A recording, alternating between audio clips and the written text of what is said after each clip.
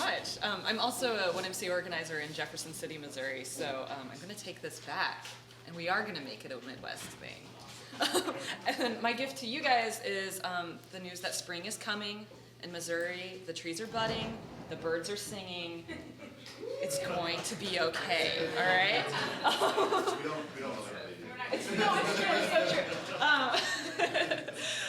Yeah, so my name's Tina. I live in Jefferson City, Missouri, right on the Missouri River. It's the state capital. Population's pretty small, though. It's like 40,000. Anyway, but I grew up in a very small town in Missouri, and eventually made my way to the University of Missouri School of Journalism, where I got some degrees in anthropology, magazine publishing, things like that. So I do have a formal background in the magazine publishing world. But while I was there at Mizzou, I was getting this sense that not all was well. Starting with the first year that I was there, journalism was a bit in crisis because we were losing out on advertising dollars to the big tech companies, and it's only gotten worse from there. Last month, 1,000 journalists lost their jobs all in one day. And that was in some large companies like BuzzFeed that seemed to be thriving, and apparently we're not, since they had to make some cuts. So I know I'm not going to single-handedly solve the journalism business model crisis, but I feel like it's worth experimenting because I love journalism, and I also really love the Midwest, where I'm from and grew up. So I kind of grew up on the cusp of the Great Plains and the Ozarks, and that therefore is where the new territory focuses on. So I brought a map on this hoodie. We're looking at, oh, what is that? Whoa, okay, that's cool. So we're looking at Nebraska, Kansas, Oklahoma, Arkansas, and Missouri. But part of why I wanted to come to Iowa City is because you're such a literary town, and I feel like you might be able to give me some good inspiration and ideas. Hopefully I can give you a little bit too. So please do pass around your copies as you finish up with them. But I just wanted to say, essentially what we are doing is trying to write an autobiography of the lower Midwest, because we feel like even among Midwestern media or between coast media, our particular states don't have a lot of places where our people and our landscapes are represented in a positive way or a complicated way. So what we're trying to do is solve that primarily through long-form journalism, although we found that we definitely need to mix it up a little better with visuals so we can get a lot of people jumping in on these stories rather than just people who are inclined to read a 2,000 or 3,000 word article. So we get deep in our content. This slide is a little bit old. We're still rocking around 400 subscribers. Some people drop off, some people join on. We're now at probably more like 5,500 copies, but still holding strong, selling to 21 stores. And we do direct distribution, and we primarily rely on subscribers. So each copy costs $15, and it's $60 for a subscription. That's 4 issues that you get in a subscription. And that's really where a lot of our funding comes from. We also do have a sponsorship section. So if you look at the middle of the magazine, there's always a black stripe, and that's where our sponsors live, almost like public radio style.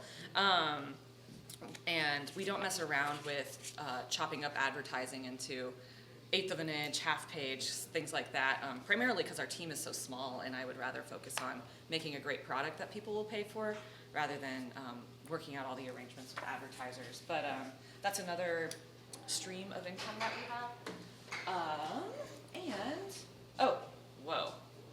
I'll get back to other streams of income. But talk a little bit about our readers first, because they are some of the most fabulous people that I know. They're not just they don't just go on hikes for fun, but a lot of them are buying land and restoring it to prairie, or they're getting out in their communities and volunteering with refugee populations. They're really investing their whole lives into making their community better, and that's what we try to reflect in our content. Alex George, who's the founder of the Unbound Book Festival in Columbia, Missouri, is a big fan. He writes, "Every word carries an indelible sense of place." That was the best review we've ever gotten. And our challenge now is to find more people who love the New Territory just as much as Alex does. Because we know they're out there. You know, we have 400 subscribers. That's over the course of 3 years with like 0 marketing. We know there has to be 4,000 out there. Or ideally, 6,000 would get us to a point where we're really thriving.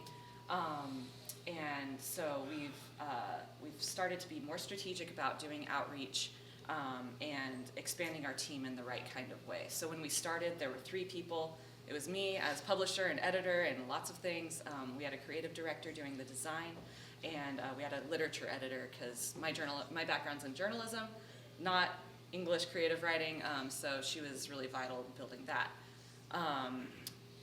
But that's like not a sales team, right? So at some point I knew once we got the voice and the heart of the magazine together, we needed to start expanding and start to really figure out the money component. Otherwise, none of the great work we're doing is going to survive. So over the past year, we've developed a fellowship program. It is unpaid, but it's attracted some really fantastic applicants and candidates. And I've been learning, I'm happy to talk about it more, but I've been learning how to like structure our company and also structure a fellowship so it's useful to them and to us. So we've built up our editorial team to a point where I can step away from that and focus more on the development. So we recently brought on 3 kind of development and marketing fellows, 2 for marketing, 1 for trying to find sponsors and or just simply get more members and subscribers and expand our sponsorship offerings, because that's always been kind of like a back burner thing that we've intended to get to. But now we're there. I think that's it. Oh, final thing, as far as strategy goes, we are looking more at starting in college towns, particularly when we decide where to do tabling events or even hosting our own events. Just because we feel like there are more opportunities, especially in some of the smaller college towns where we can be like a big fish, small pond sort of situation. But I also recognize, actually I was at 1MC in Lawrence a few weeks ago, you can also take particular neighborhoods and cities and kind of make that your own smaller, more sizable chunks. So that might be a direction we go. But we are looking at college towns to do events, and then we're also expanding a product line because all of our fans have bought a subscription for themselves and for all their friends, and they got the hoodie, and that's all that we have to offer them. So if we can expand horizontally a little bit, then I think we'll start making some extra income, which will be very nice. So with that, I think that's all. I don't know, like ask me some basic questions. What am I missing? And then we'll get into discussion. Yes? So what is considered the lower? Oh, yeah. So that Yeah, and you know, it's all like, is the lower Midwest a geographic area or is it a state of mind? You know, I would argue it's a state of mind, but it's essentially, we're looking at like the lower Great Plains and the Ozarks. So as Joe was pointing out, Arkansas, don't think of that as Midwest, but you know, you look at Northwest Arkansas and the Ozarks, that's its own thing. It's definitely not like capital S South. So, so I like to include them in our region too. Is there a reason for choosing just the lower Midwest rather than the Midwest?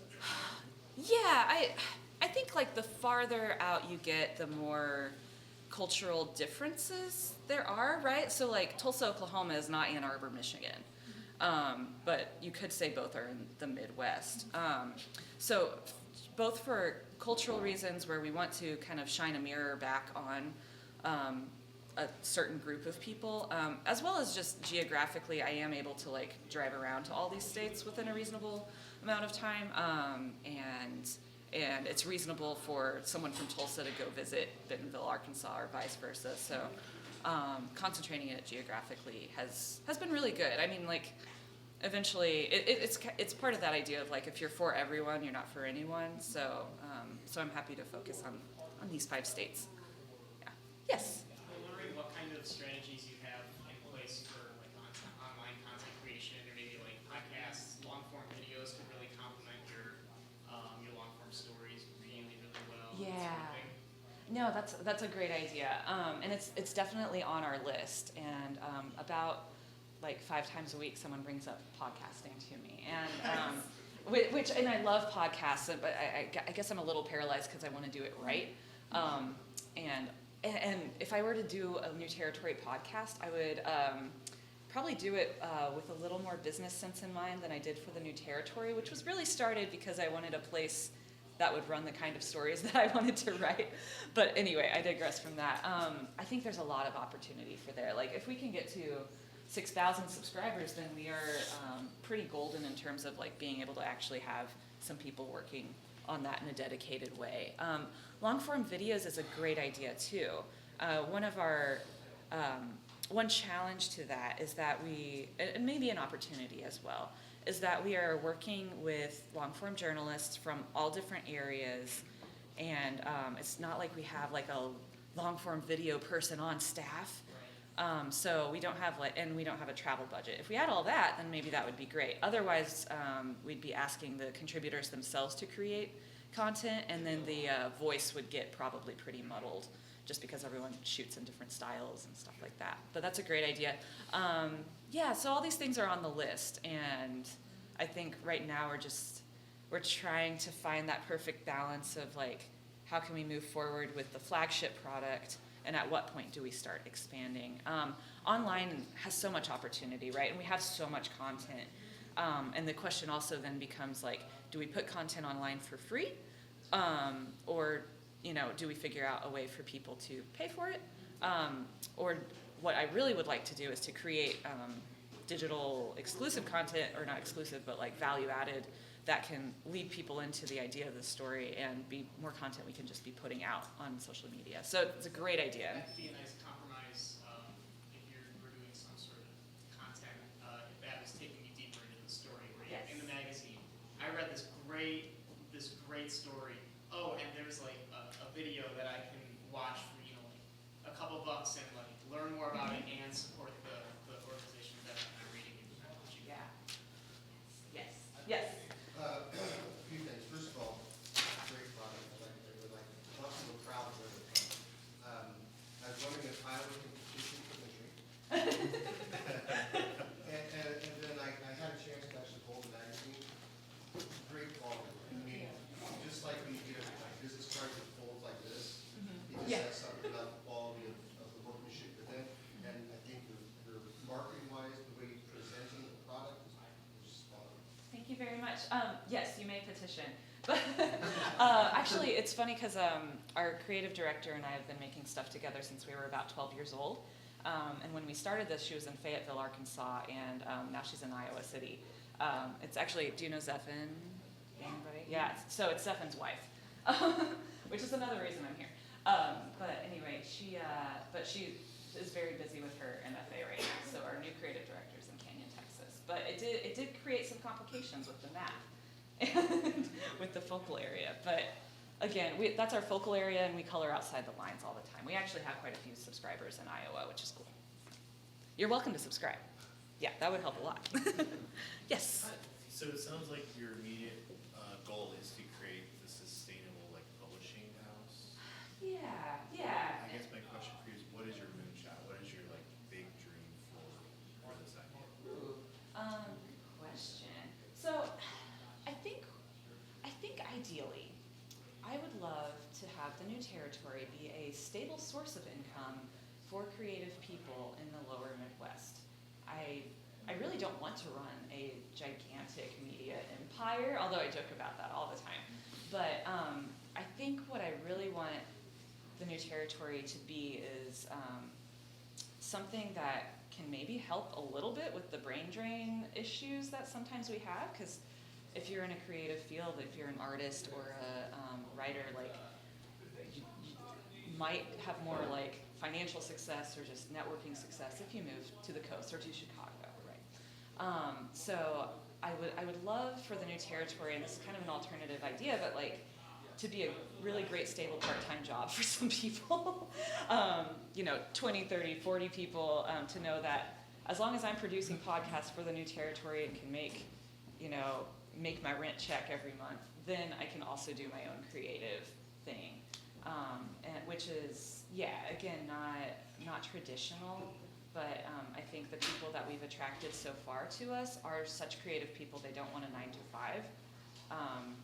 They want to have the freedom to do a lot of like expressive stuff. I would love to have like really like giant events that are super fun to come to, and we're right now working on an idea to start some reading and media groups, kind of like a light commitment, but building community within certain college towns and things like that. And my like secondary reason to gather people together is to get a lot of people together in one place so I can start to learn what they really want out of an event or a community and things like that. So that's another direction. Podcasting is another thing. So yeah, just growing this idea that like here is a good place to live, and you know maybe that it spreads out beyond just beyond journalism, but yeah, there's other stuff cooking. Like there's a lot of opportunities for like ecotourism in the lower Midwest, and if we can be somehow a part of that, that would be cool too. So yeah. Yes. So you talked a little bit about targeting college towns and events. Yeah. Can you kind of outline a little bit more what your strategy is to grow that subscriber base from 400 to 4,000 or 6,000? What could they do with it? Yeah, well, I was just talking with our development guy on Sunday. I met him in Omaha, and one thing that he wants to try to do is just start with like low-hanging fruit, get in touch with a lot of the universities, and see what kind of partnerships or even a simple subscription setup we can get. Like maybe the president's office gets a copy, and their library does too for a certain price. Heck, if we got 10 universities in each of our 5 states to sign on to that, that'd be like a good shot in the arm, a good place to start. I think tabling at events where we're going to find people with an affinity for what we do would be good. Farmers markets would be awesome, but there's a challenge of, I can't be driving everywhere, so we need people embedded in those places. That's part of the, like I could point to a lot of the dots on the map and tell you why strategically that might be good for us, whether we know someone there or otherwise. So also with farmers markets, like often they want people selling vegetables and like, you know, so it's like our crowd, but we don't fit what will work in that. Again, the reading groups I think is a good potential to have more of a community around it. And the one thing that the magazine doesn't inherently do well is have a compelling reason for people to tell other people about it, right? Like, we do have people who are very passionate and will tell all their friends, and I can find the vector, like, oh, Lawrence, Kansas. I know Rachel probably is friends with this person who just subscribed, but it's like your life isn't going to improve if your friend is reading a magazine. But if we have events, like it'll be more fun if your friends come along, so you're more compelled to tell people about it. So strategically, I'm trying to think, you know, is this project worth doing?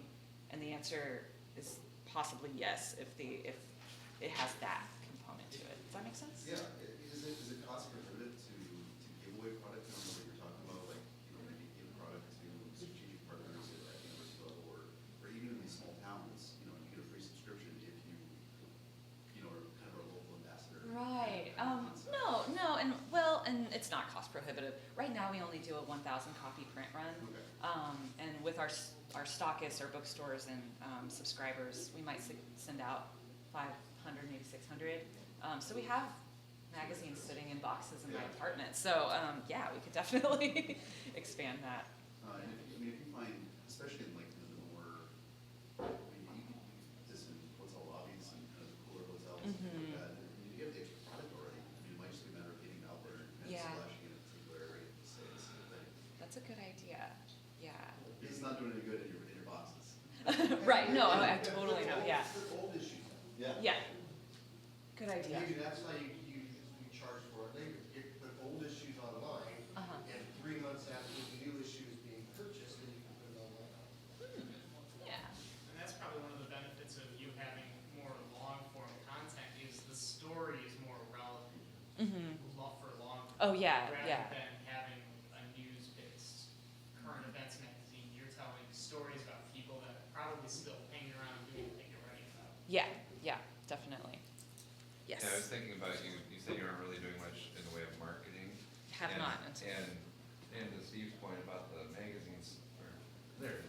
it's being so nice and like, people are gonna wanna like keep that and put it on their shelf, I'm guessing, go back and read articles, what have you.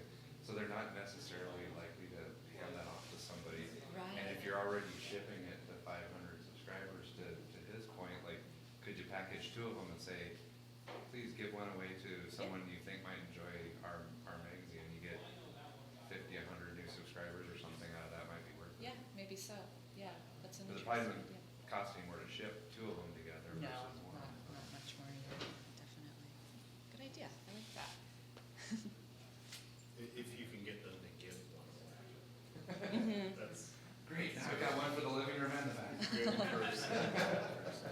Something someone had brought up to us too is like we need more in-house ads that say explicitly, hey, if you like this, subscribe, because yeah, you never know who's going to actually be the one to pick it up. And especially generationally, like millennials on down, like we subscribe to a lot of things, right? Like Dollar Shave Club and stuff like that. But like a magazine subscription, like I've had friends tell me like, oh, it just occurred to me I could subscribe and that's how I could support you. Yes, in fact, that is how it works. So that's been funny. So if we can, the more we can explicitly state that, I think the better. To me, it seems obvious, and like, you know, that maybe it's very Midwest of me to not, you know, want to like do so much self-promotion, but yeah, we could do better about that for sure. What is the subscription process?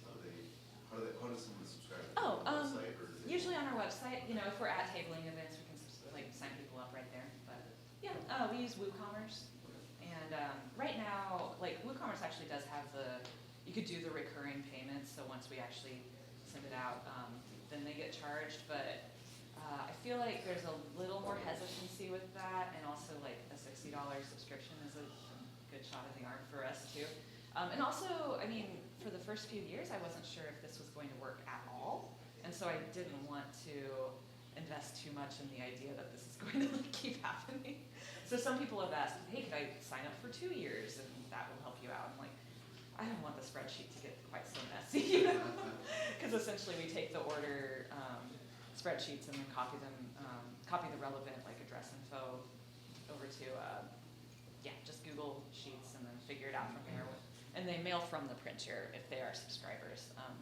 And then otherwise I've hired a high school kid to keep up, like once a week he'll mail out whatever new orders we have, which is really nice. Because otherwise I would either spend all my time at the post office, because that's an easy thing to check off the list, or they wouldn't get mailed for 3 weeks because I'd keep putting it off. So yeah.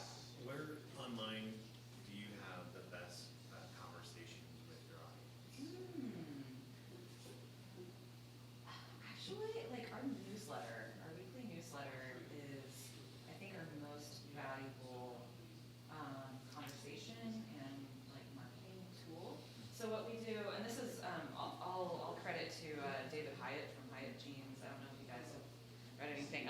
He's in the UK. Anyway, there's a book called Do Open about newsletters. So I got really inspired by that. But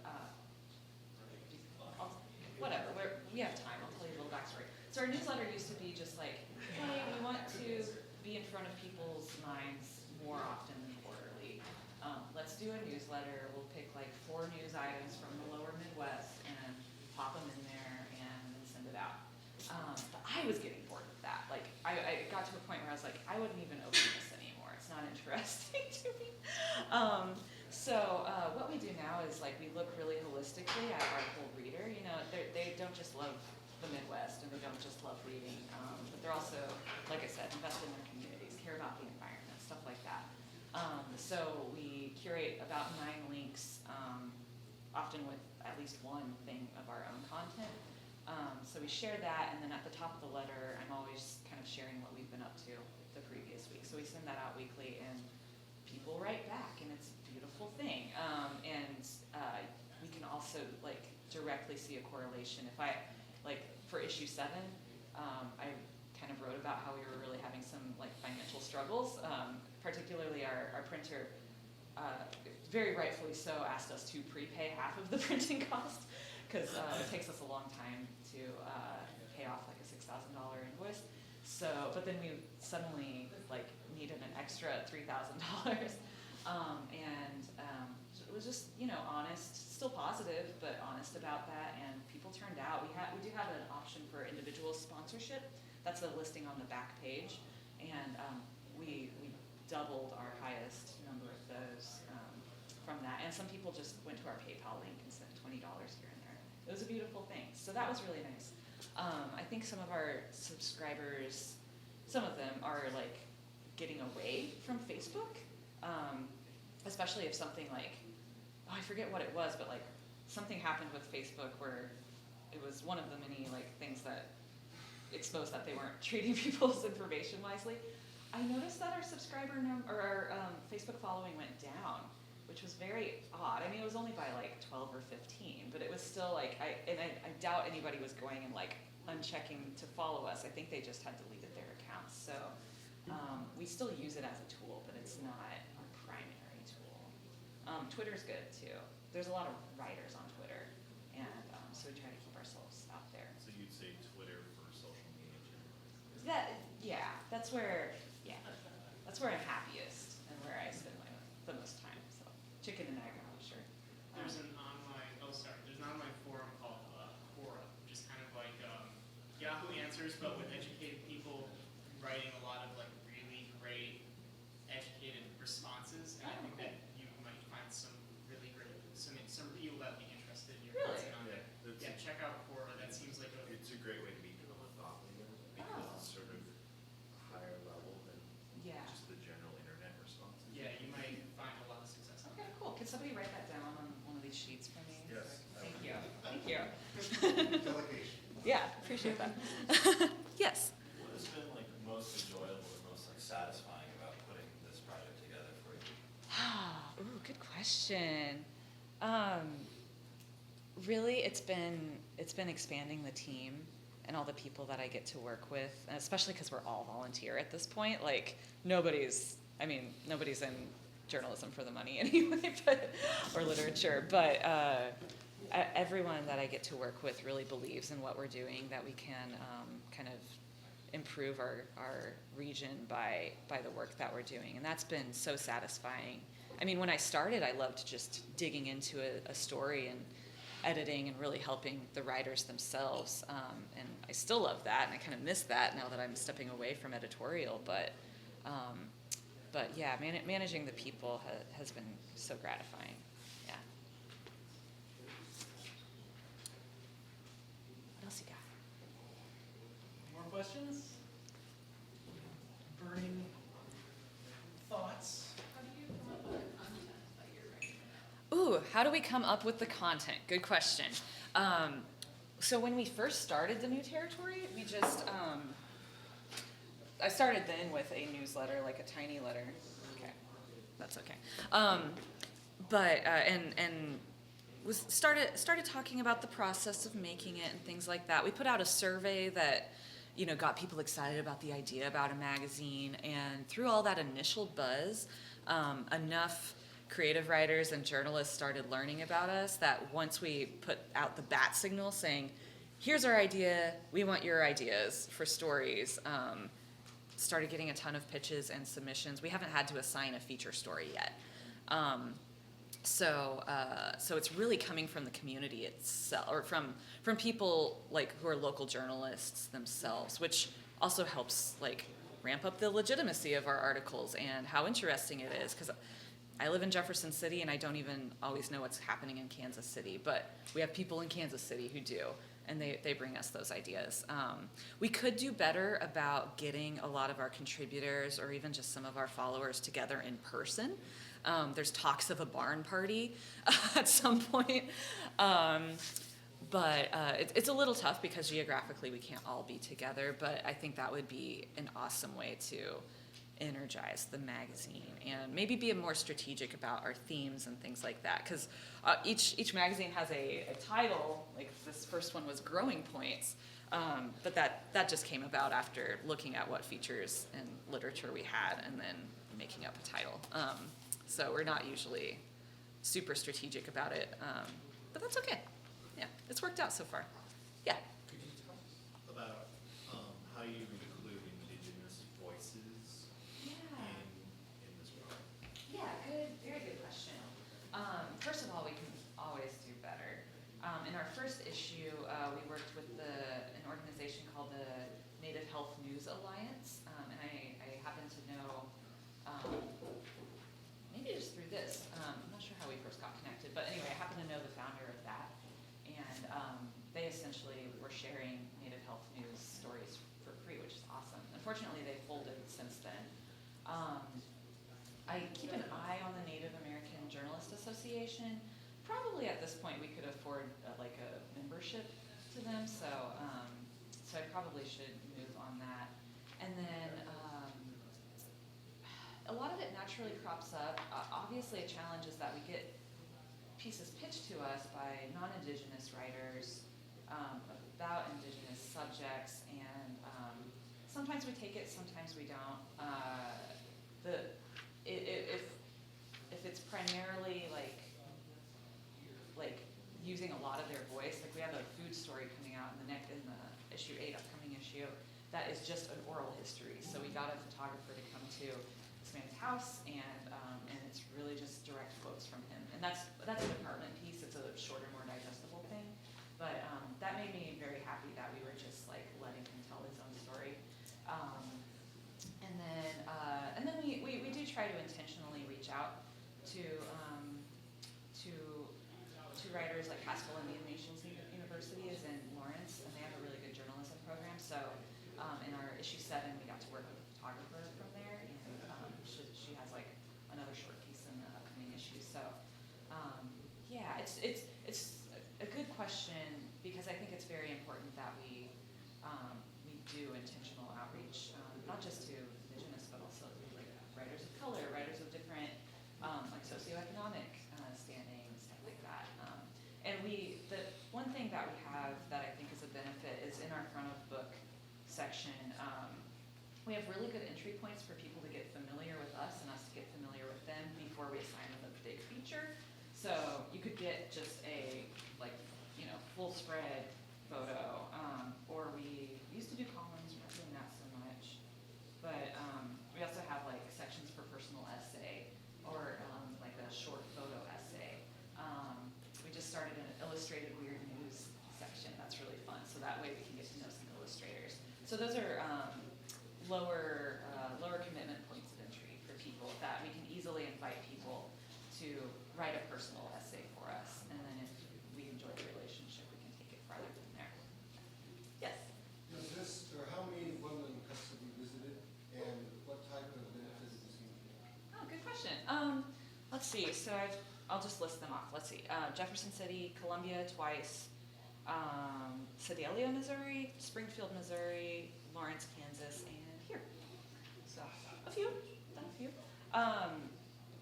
I think Lawrence was especially good because it was outside of my comfort zone, and I didn't know about everything going on there. Not that I knew everything anywhere, but it was good to see a slightly different culture and community. What have I benefited from? I mean, I really do get great ideas from here. Like, I'm going to check out Quora. I'm going to do more in-house ads. So yeah, and every community kind of has a different angle on how they think about business too. So yeah, and just traveling around and seeing the other communities is fun from an organizer standpoint as well. We can cherry pick all the best ideas. So, Aaron, do you know when the book festival is here in Iowa City? Book festival, October. Yes. Can you write that down for me? This is for the City of Literature or whatever. Yeah. Nebraska City of Literature, United States. That would be awesome. I think Andrea Wilson would be the Angelo and a local. We've got so many resources. Yeah. Okay. hooked up. Okay. President's Okay, Day. cool. We'd That would love be to have wonderful. you and your team join us. Okay. Okay, cool. Great. Thank you. Expand to Iowa. We should expand to Iowa. Yeah, put us on That's the- But then we have to print a new hoodie. No. We'll just put a sticker on it. Put a okay, Here's your great Iowa idea. sticker with your Iowa City dot. Yeah. So, if no one else has any other questions, I will ask our traditional final question is, what can our community do to help? Awesome, good question. I mean, obviously, I'll say it explicitly, a direct way to help is to subscribe which is awesome. But even if this isn't quite your thing, I bet our newsletter would be your thing. So sign up for that because you all are here invested in your community. And yeah, so that's cool. And then, yeah, come talk to me about other specific ideas, maybe even if you are a part of the literary community. I'm very curious about what kind of stuff has most excited you here, because I bet that's something that we could maybe replicate in some of our other target towns. So, so that would be helpful too. And are you gonna stick around after? Oh yeah, I'll be here. Yeah, for sure. Excellent. Awesome. Thank you Speak guys to you so in a much. minute. I really appreciate it.